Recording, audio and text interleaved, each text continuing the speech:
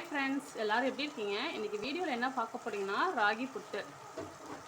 இது நம்ம வீட்டிலேயே ஒரு 10 நிமிஷத்தில் ஈஸியாக செஞ்சிடலாம். வாங்க எப்படி செய்யலான்னு பார்க்கலாம். நீங்கள் ஃபஸ்ட் டைம் என் வீடியோ பார்க்குற மாதிரி இருந்தால் மறக்காமல் சப்ஸ்கிரைப் பண்ணிடுங்க. நான் வந்து 1 கப் ராகி மாவு எடுத்திருக்கேன்.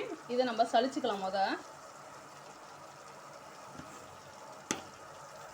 நான் 1 ஸ்பூன் அரிசி மாவும் சேர்த்துக்கிறேன். எதுக்காக சேர்க்குறேன்னா ராகி மாவு வந்து நல்லா ஒட்டும் வாயில்.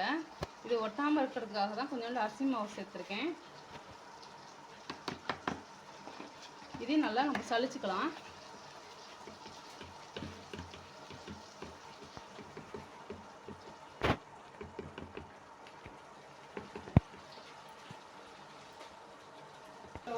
இதை பாருங்கள், இதெல்லாம் சரியாக நம்ம கலக்காமல் இருக்கிறோம். அதனால தான் நம்ம சலிச்சுக்கிறோம். இதை பாருங்கள் எப்படி இருக்குன்ட்டு.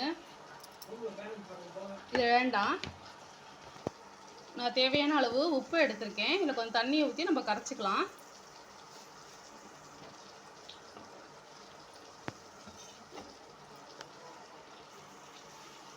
இப்போது நம்ம கொஞ்சம் கொஞ்சமாக தண்ணி ஊற்றி நல்லா நம்ம கலந்துக்கலாம்.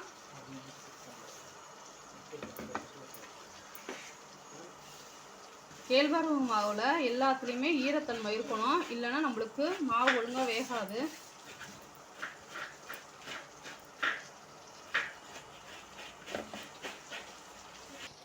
இப்படி உருண்டையாக இருந்தால் நம்மலாம் அப்படியே கையிலேயே உடச்சி விடணும். நான் எப்படி கரெக்டான பதம் எப்படின்னா, இப்படி பிடிச்சா இப்படி உருண்டையாக இருக்கணும். அதுதான் கரெக்டான பதம்.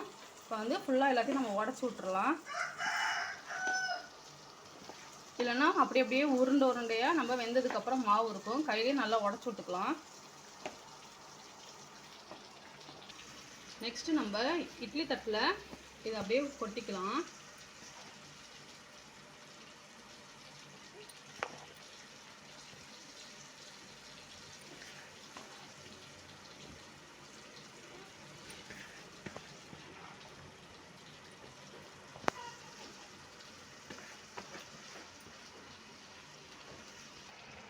நான் இட்லி பானையில் தண்ணியை ஊற்றி கொதிக்க வச்சுட்டேன். இது ஒரு 10 நிமிஷத்துக்கு நல்லா வேகணும்.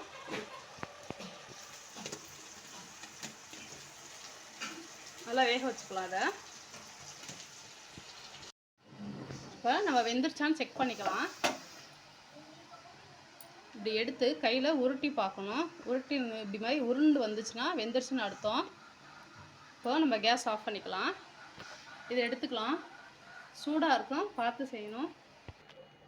இப்போது நல்ல வாசம் வேறு வந்துருச்சு, ராகியோட வாசனம். இப்போ சூப்பராக இருக்குது, கரெக்டான பதம் தான், வெந்துருச்சு. இப்போ நம்ம இல்லை நெய் கொஞ்சம் சேர்த்துக்கலாம்.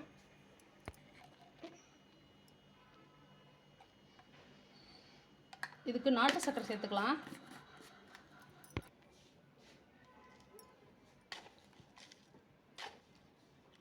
நாட்டு சர்க்கரை தான் இதுக்கு நல்லாயிருக்கும்.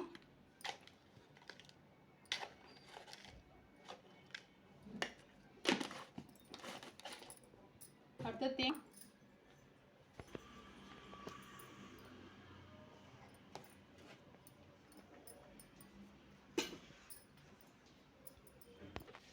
3 ஏலக்காவை நான் தட்டி வச்சுருக்கேன், அதையும் போட்டுக்கிறேன்.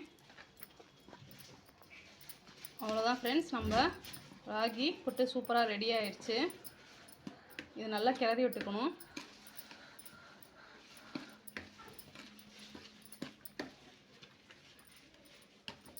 இப்படி லைட்டாக கையிலே கொஞ்சம் உருண்டையாக இருந்துச்சுன்னா இப்படி உடச்சி விட்டோம்னா கரண்டிலேயே எல்லாம் உடஞ்சிரும்.